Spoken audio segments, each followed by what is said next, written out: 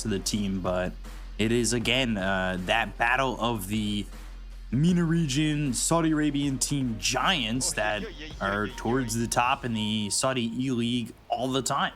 So always a fun matchup. Yeah, these are the big boys. We have some staple heroes on our characters, and also interesting drafts. Morphling used to be traditionally considered to be like a counter to Terrorblade, but I do feel like in practice, I mean, it's pleb. It is. Oh no, it's Habu actually. What am I talking about? For some reason, I just see Morphling and I think of pleb. He's on the other side. He's the countered guy, but you know, Morphling actually has a negative win rate versus TB. Like even though you can steal him and you know get the meta and you're like arguably a better version of the TB, I feel like the timings just align that like TB gets a Scotty and can oftentimes pretty easily kill a Morphling. So yeah, he's got that negative win rate. A lot of death ball on one side. All of the auras, like Purge was saying, will be reflected. Lycan has one of the lowest win rates versus the Terrorblade. It's like the third best carry in the game versus the TB. And the reason for that is because you reflect and you get the Feral Impulse, which gives you a shitload of bonus damage to your Metamorphosis, because that's all base damage. It's very good in lane against the Lycan too, actually. You're just a super high armor hero. The wolves never do anything. I have to restart, by the way, because I'm getting that replay bug. Which one? There's like 100. The one where I can't see fog because I was watching a replay right before this. Putting in the research and the effort. You're fine. We just went to a pause. You're good. Oh, here we go. Perfect. All right, did that work? That worked. We're good. Okay. Habu said waiting for Jenkins. Oh, my boy. Him watching my great play. My boy. I mistook him for a little pleb already, so I appreciate that he's forgiven me for that. But I do see them. I see the Morphling, and I think like, oh man, pleb's the only guy who wants to play this. But no, Habu, he'll be playing the Morphling. We've been seeing him playing a lot of like Mars carry in this tournament. He's more of a like an offlane style carry, which is a little weird, but I suppose less weird these days. He's also enjoyed a lot of CK as well. Yeah, another offlane style carry. Loves that hero. It seems like the offlane role is spilling over into basically all of the others, which is something. What does that say about the offlane heroes? Yeah. I mean, more fighting. That is like the fighting heroes that need a little less farm and kind of just XP, so you can run around and, you know, do ape Dota, which is more, which is fun. Well, I guess for offlane heroes, like, it's a promotion, right? Like, for how long was the offlane just like the auto lose lane where you just survive or you don't do anything? And now all these offlane heroes get to be carries as well. I mean, they're getting the promotion supports wish they could have, and only Xingqiu can pull off being a carry from a different position. Yeah, although when you do get to the like very late game, I do feel like supports these days are very powerful. Like Bane, you have these two illusions that are fiends gripping for you, and like 50-second cooldown ultimate. You know, Abaddon. Well, maybe he's the one support that doesn't get that much more interesting as the game progresses. But most supports are doing like crazy shit in the late game. 3 minutes into the game, did you get my Aphotic Shield? 25 minutes into the game, did you get my Aphotic Shield? Cool. He's a purge. He's gonna be a purge for not the guy that was on the panel. Gonna go down to pleb for first blood, and the wolves will chase P1, but I don't think they have the damage to get the kill. And the right clicks from pleb, Nas has to just run back to the tower. So and the high five, I love it. I have a question after we see that Fishman has died here to Funnick. You're talking about how the Feral Impulse could just be reflected back, right, by the TB. Is there any thought that, well, it's too late now, would you have maybe wanted to see the lanes swap a little bit? It's a little weird because I feel like then you're laning a Lycan into a Mars, and the Mars can just cleave the wolves with God's Rebuke, so it's not exactly a good lane. And then you're aggroing with a Morphling too, which the draft just doesn't allow for it, sadly. Which is what makes the TB a really good pick, for sure. Obviously, the Morphling comes out afterwards, but yeah, it's not that bad of a lane. It's just something that, like, TB can be left alone and he'll farm, but you're not going to destroy a Lycan in the lane, you know? It's more so, like, in the game is when TB really enjoys playing against a Lycan. Like, he'll kill your whole team. You're not going to kill the Lycan, but you will kill your whole team, kill the whole enemy team because of that aura. But the Lycan can just run away from you. So I have to watch that matchup and watch how TB does as time goes by, because there's a lot of times where TB just gets forced back into the jungle. And if it's going to be an open lane like this, that might not be the case immediately or as soon as what we normally see, where Pleb can just kind of have a free time here. And that's what he's doing right now. He's 19-3. He's CSing real well.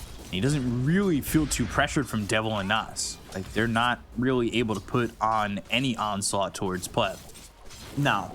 The pressure will come from when Stormer feels like rotating towards the bot lane. And level 6 is probably a decent timing for that. You would hope that he has at least 1 point in Soul Assumption if he's going to go to a Terrablade's lane, which he does not skill. He goes for Grave Chill. So that makes me feel like Stormer is going to spend a lot more time just kind of sitting mid with the familiars and not rotating. And instead, like, play to Death Ball around, like, you know, maybe the 10-minute mark rather than, like, on the 6-minute rune. That'll give time for Lycan to get his Helm Dom, too. Right. That's what I was going to ask. Like, what's the creation of this Death Ball? Like, what does everybody need on the side of 01 to really get that ball going? And it's Helm. Probably Serpent Ward's Helm, Visage Birds, and maybe a couple of small items on Visage, you know, boots, Null Tally. He probably won't have the full Orchid by then, but he'll have a couple of the components to it. But definitely the Serpent Wards and the Helm Bomb. And with those Serpent Wards, we've seen how strong this Shadow Shaman can be. You have a lot more options. It's not just drop them down for the tower or anything like that. Obviously, kills as well, but there is also the option for Roche if you get there. Nas getting chased back by the TB. And they've got the Nightmare. P1 lands it. They just need a couple more right clicks to get this kill. And Nas just dying on the last one from Pleb as P1 goes under the tower. But they've got the Shackle. The Wolves are hitting. They're trying to take out this TB and find the vision to stick with him. And they'll take out the TB. Now the Hex is out on a P1. Damn. With the Ether Shock, it's a double kill for this Shadow Shaman. Man, he hits hard. That TB has 17 armor, and he still died from like 5 to 10% HP and 1 Shadow Shaman right click, just showing you how powerful that hero's right clicks are.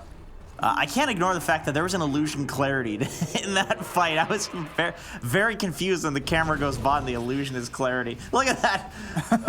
I was trying to think, is there some sort of play happening there, but I think it was just the real one. Come on. Like, it's obvious. He's getting clarity. It must be the real one. We promise. We promise. Go, please go on that one.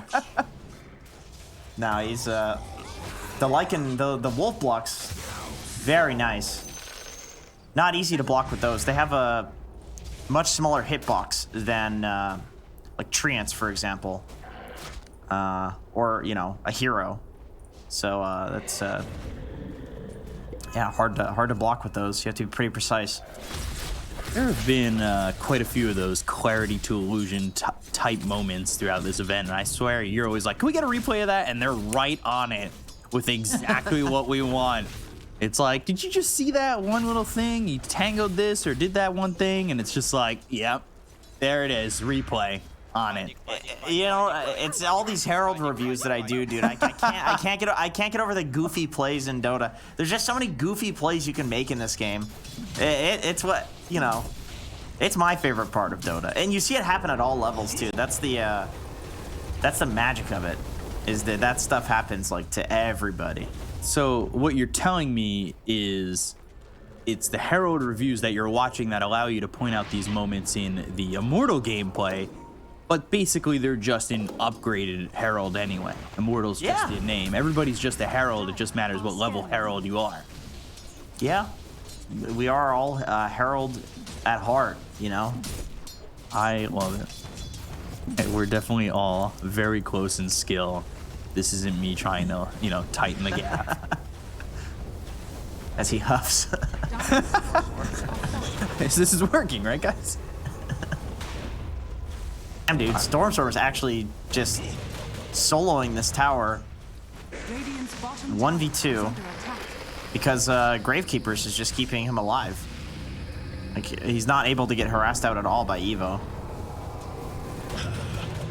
He was very confident in this build. I thought that maybe he'd go 2 points in Soul Assumption so he could start running around, because I thought maybe Ember's pretty good against Visage because you can peel off the Gravekeepers, but like, this is clearly a matchup that Stormstormer's played a decent chunk of times, because he knows he can just sit here and chip away at the tower. And sitting in a lane versus an Ember, I mean, this is one of the worst things you can do in general.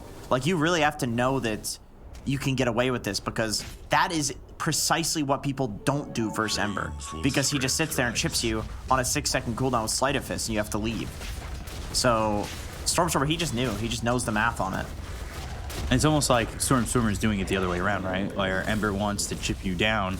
Stormstormer's kind of doing the same thing, constantly throwing the Grave Chill onto Evo, constantly harassing him with the familiars.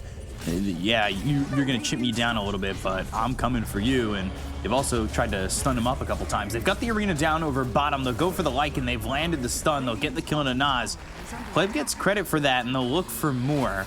The Brambles locking up Devil. They've also got the Cursed Crown, and that crown, well, when it falls off your head, you end up getting stunned up right into a Nightmare. Sounds like the worst day. Devil will get killed off by P1, and it's 2 kills over bottom for the side of the Boosters. This does leave Habu completely free farm top, though, is the problem with that rotation. I mean, you killed 2 heroes, so obviously you're cool with that. But yeah, Habu's free farming, and Stormstormer also takes the mid lane tower while that's happening, because you make a 4 heroes bot, and it's just the Ember desperately trying to protect his mid tower. So I don't know. I feel like if you're 0-1, you're pretty cool with that for how that went. You're like, oh my god, we're getting quad laned. Cool. Quad lane when you're the one that's supposed to be countered in that lane, right? It's TB versus Lycan. So it shouldn't take all 4 heroes coming down like that and making that. Yeah, maybe that's my offlane copium though coming out, is that like if that happens to me in a pub, I'm sitting there thinking like, well, that was an over rotation. I don't care. Like, you counterpick me, and then my mid takes your tower, and then I'm taking your tower just a second later anyway. Like, I don't care, you know. Dire's top tower is under attack. Radiant's bottom tower is under attack. While this is all kind of going on, while you got that quad laning down over bottom, you've of course alluded to Habu just getting a little bit of free farm, but he's still 1100 gold behind this Terrorblade, who had a great time in lane, and he's getting a top tier 1. Not by himself, Funix right there, but for the most part he did all the damage. Carry putting in the work, and the Boosters and the net worth lead is owned technically by 0-1, but at the same time, with TV leading by so much and having a Mars not too far behind, you do feel pretty confident in the tools you have, especially with what they showed over bottom when they used that arena. Yeah, for sure. Towards the triangle and then back up to their end, a very preemptive arena. And that is an interesting move, as Nas is going to go into the ulti. Sleight of Fist Searing Chains coming through out onto the Abaddon. He's got the Aphotic Shield. Devil not hit by that spear. A couple botched abilities here by Funnick. The Terrorize lands on it too, but not still hitting it onto Evo. Forced to Remnant away, but the right click starting to lay down the hurt on this Ember. And if he wants to go back to the Remnant, it's going to be right over to the side. Habu in some trouble, taking a lot of damage. They've got the Metamorphosis coming in from Pleb, as well as the Bramble Maze. They'll take out Habu, they'll take out Nas, and Pleb comes in from stage right and makes them exit stage death. You could see the damage that the Lycan Aura was giving Pleb in that fight. Like, the moment he used his reflection, all of a sudden Habu just starts melting. And you're also reflecting a Morphling who... The reflection that you made of the morph is going to be full agility. And then as he morphs, it's not like the reflected morph also loses agility. You know what I mean? So it's like, you're getting a 100% damage. Well, not at this point. You're getting a high damage Morphling. It's actually doing more damage than he is because of your reflection. And Funnick is using all the spells to clear the summons, which I can understand. Those skeletons, man, they just make the birds and everything do too much damage. The dive goes a little bit too far. The body blocks are nice, but they're kind of overcommitting for this Ember. Look at the damage from TB. It's way too much. And the Brambles were perfect setup too, like hitting two incredibly mobile heroes and keeping them locked in place for Pleb to just keep hitting there. I feel like this has looked like Mad Frog's best hero, at least from what we've seen in this tournament. He seems extremely good at this Dark Willow. You're very precise with his brambles, knows how to follow it up with the Cursed Crown. Pretty much knows like how he wants to combo it out. And it's not just straight spell usage, like it feels very calculated, right? Yeah, for sure. And he's maxing Bramble Maze too. So a bit of a different build from what you would normally see from a Dark Willow, which would be the max Shadow round, but he feels like they need the lockdown, and he's confident that with his heroes that he can hit it. Now, why do you think, because we don't really see Dark Willow that much, right? Like DPC-wise, not a hero that's picked up often, only slightly, but like what makes this hero so unwanted? And before I get that answer, they're going to go with the Orchid out onto P1. The Cursed Crown will pop on Devil, and he's kind of walked out a little bit too far, allowing Funnick to get that spear, and they'll get the kill on the Devil. They'll at least take out one. The Borrowed Time popped on Fishman. They're looking to land the Terrorize. They don't even need it. Pleb has the damage with the Sleight of Fist Searing Chains coming out from Evo, and with that fight happening right by Roche, here comes an Aegis into their hands, which is something that 0-1 wanted to do with this Death Ball lineup. They kind of wanted to get in there and maybe use Serpent Wards to get the Aegis themselves, but unfortunately, well, the Aegis is the booster. Love Funnick's build, by the way. Just going 2 bracers into Vanguard, Crimson Guard. Completely nullifies Visage. The familiars do literally 0 damage if you pop Crimson Guard to your team. And then that's also going to protect first the Lycan summons, first the Serpent Wards. The only thing you're really not protecting from is Habu's Morphling. But at this point, that's not really doing that much damage. And we talked about it, like the win rate of Morphling versus Terrorblade is negative. It's not the same matchup that it used to be. TB does very well versus Morphling. So it's not like going late game. Deboosters are even feeling that pressure. So you get a Crimson Guard, you protect from the early game Death Ball. What is there left? Like, you're not going to win the late game either. So I really do like that build. It bridges the gap very nicely in this game. So now with this Aegis, it does feel like Deboosters have kind of countered that Death Ball for the moment, right? Like they've put a hold on it. They're doing a good job of itemizing for it as well, like you already alluded to. You've talked about the Crimson Guard here from Funnick. That's not too far away, truthfully. It's only 300 gold out. So I could certainly see Deboosters with this Aegis. Next Metamorphosis look to make a pretty aggressive play, and if 0-1 aren't ready, they might start to fall really far behind. Yeah, Plebs, he's got his Manta style, so he's feeling pretty invulnerable right now when it comes to dealing with that Orchid especially. He's almost halfway to his Scotty as well. So he's feeling really good about himself. And the pressure on top. Stormer and Fishman are here, at least to watch for now as the Sleight of Fist come out and they clean up the creeps for each other. This is leaving Nas to farm up bottom and Habu to do the same. We've got the Helm of the Overlord on Nas, and then this Morphling is got himself the Yasha as well as the Morbid Mask. But he is now like 3k behind Pleb, who is farming it at an exceedingly crazy rate. This also might be a reason for the win rate discrepancy between these two heroes, or TB having a positive win rate versus Morph, is that oftentimes I think TB just out-farms the Morphling because you have illusions and he doesn't. Like, TB just farms so quickly, and then you have this item advantage, and with an item advantage, like, any Scotty-based hero is going to look really strong versus a Morphling. Now, obviously a lot of that net worth comes from the illusions farming up, but it is pretty interesting to be up 3,000 net worth, but be down in experience. And that to be a bit of an interesting concept, and it's about a level discrepancy between the two of them. Huh, that is true. I suppose TB is pushing a lot out with his illusion, so he's not getting XP for like a lot of the lane creeps that he's pushing. And Habu also got a lot of free farm top, just sitting solo, whereas Pleb was supported. But with carries, for the most part, it's these items that really matter. Right, you don't get that much for levels past, you know, level 12, level 13, whatever, you know. It's like you're just getting stat points at that point, for the most part. Looks like they might be looking for their moment to go. They do have meta. Honestly, Pleb's getting really close to the Scotty, too.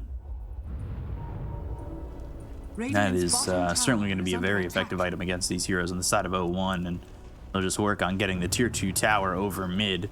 They've done so by getting the tier 2 tower top. They'll work their way through mid. They'll cut the creeps. They'll put the damage on, and if there's nothing that Owen can say about this, like we were kind of expecting this death ball lineup from them, but they haven't exactly shown us anything to be afraid of. Right now, it's a bit of a death pebble.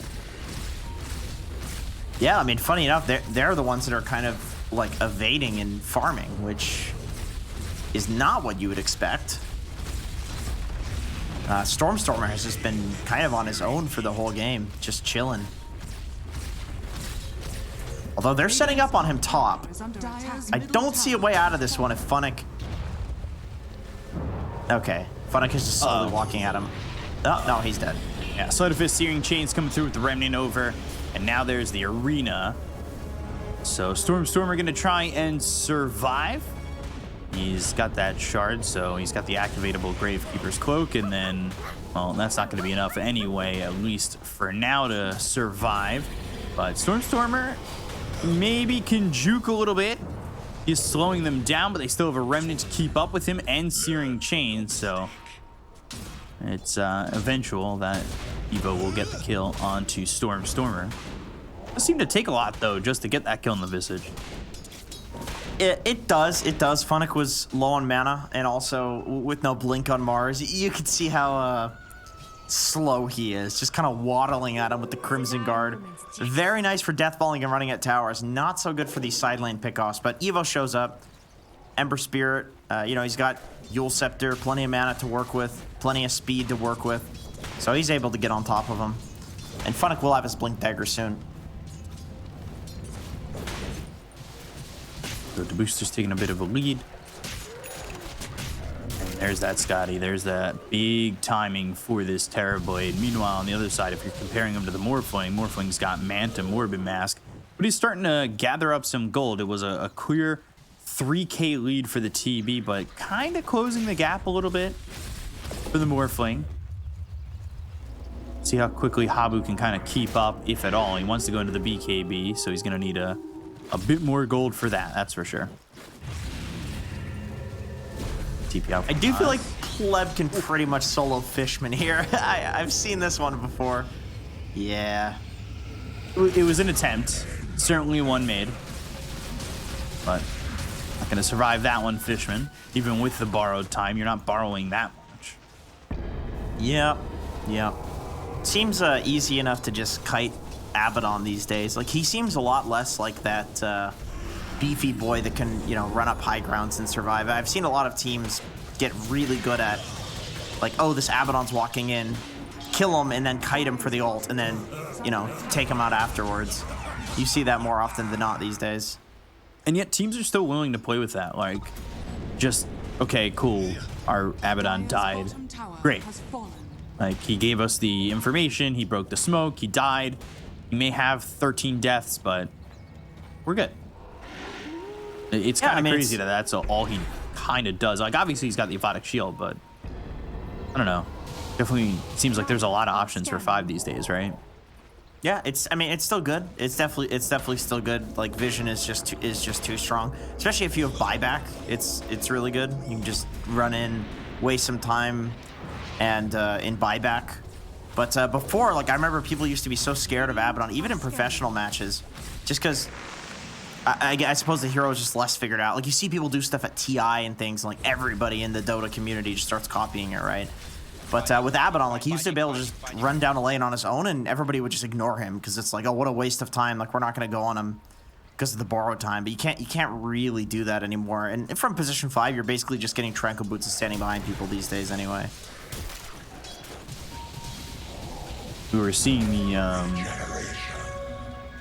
the Undying a little bit during this event as well, which I was kind of loving. It's similar to that Abaddon, like, come run at me and I'll be breaking your smokes and trying to survive, but also offering the tombstone, also offering, I feel like, a lot of survivability, a little bit more so than I would say the Abaddon at times, but it doesn't have obviously that dispel that Aphotic Shield brings to the table. I think Undying's really good. I think that's by the way, as we watch Funnick with another arena, but difficult heroes to hit in this game, like all of them other than the supports. Actually, even one of the supports has a way of dealing with it. Like, basically, you can only hit the Shadow Shaman with the arena, like, guaranteed. All the other heroes have some way of dealing with it between, you know, BKBs and waveforms and mantas and aphotic shields, borrowed time, so tough for Funnick to hit the arena. Like, basically what he's got to do is he's got an arena, catch somebody before they press their spell, and then also spear them away from the Abaddon so he can't aphotic shield. Like, use it to split up the fight. Well, trying to pressure the bottom lane, Devil, he is done for. Guess that's hashtag worth for him, man. He gets like 30% damage on the tower and snipes a courier. I mean, literally worth 100 gold each. He just got 500 gold for that courier.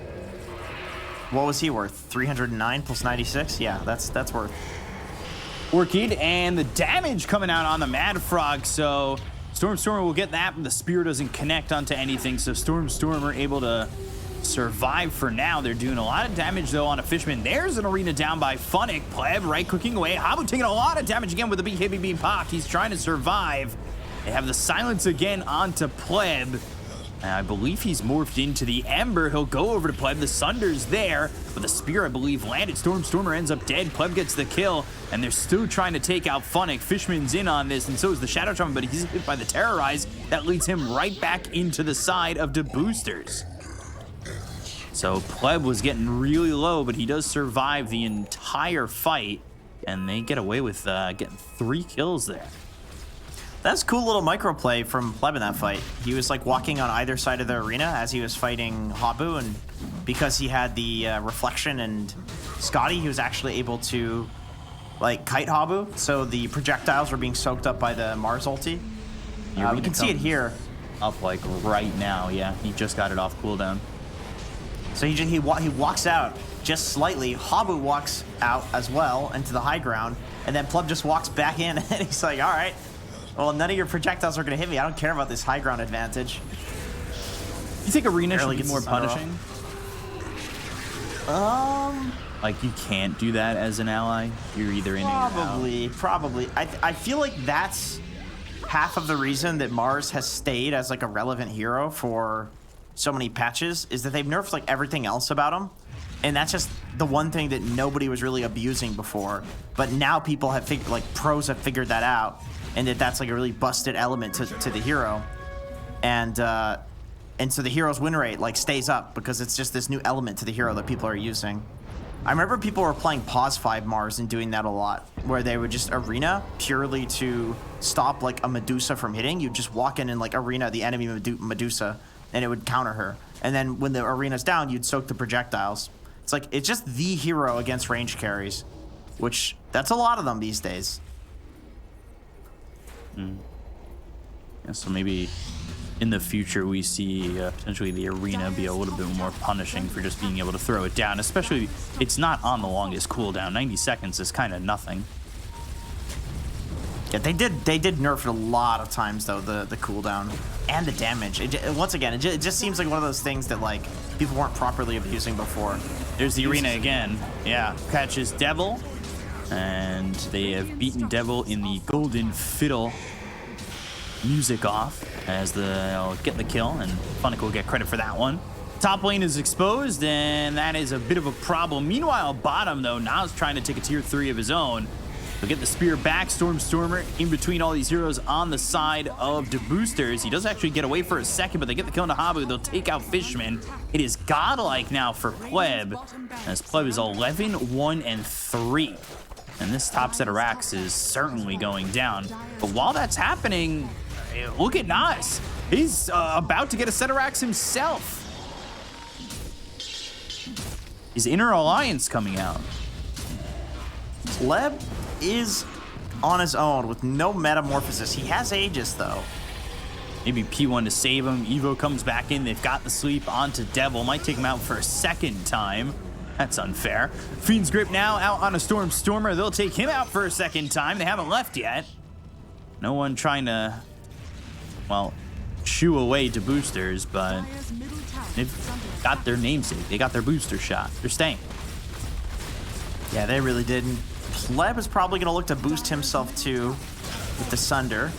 Sitting at low HP, presumably going to run in and use that on any of these heroes if they walk up, which they're not going to. They're waiting for their Morphling.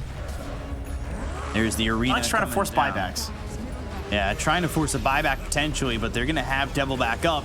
Problem is, Nas is just dead immediately. And Fishman's got the borrowed time, but that's not going to matter. Again, his death just feeling so inevitable at a lot of points in this game.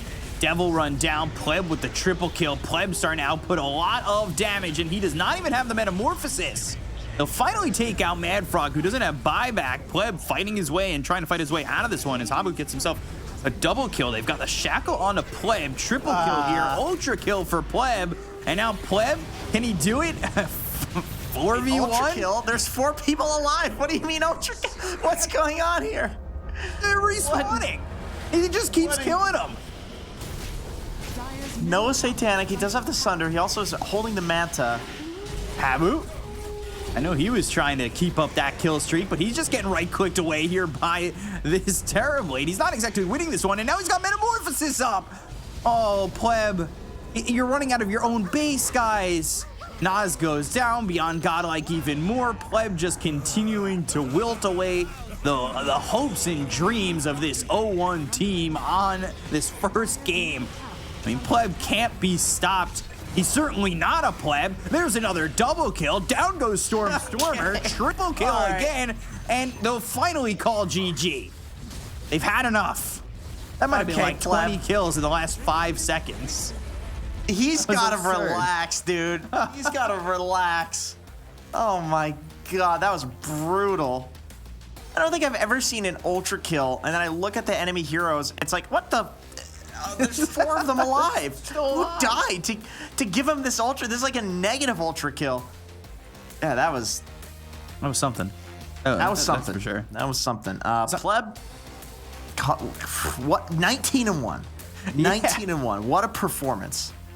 That was almost all of the kills. Yes, and well, when they went to the high ground, he was 11-1, and by the end of that game, he was 19-1.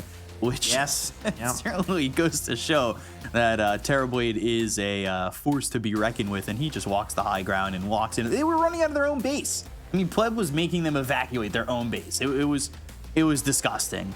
And the Boosters, and this series went 3 games last time. If the Boosters play like that game 2, I don't think this is going to go to a game 3, and I think we might just have a champion. But I don't want to get ahead of myself. There's still a draft and a second game to go. But before we get to that, we're going to take a quick break before we go back to the panel. So guys, stay tuned and we'll be back in a moment.